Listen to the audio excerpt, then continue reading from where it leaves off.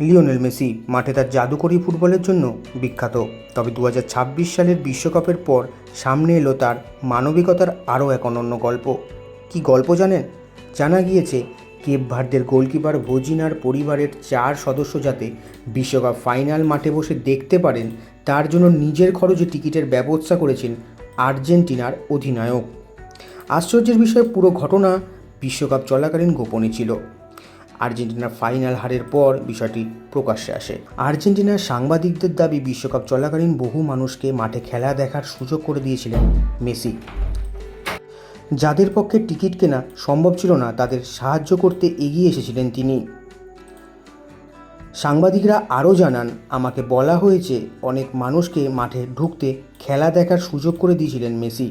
তিনি নিজে টিকিট কিনে তাদের সাহায্য করেছেন।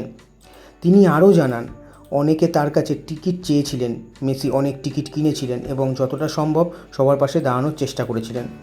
তো এই ছিল আজকের ভিডিওটি ভালো লাগলে লাইক করবেন, শেয়ার করবেন, চ্যানেলটিকে সাবস্ক্রাইব করবেন। আজকের জন্য এইটুকুই। নমস্কার।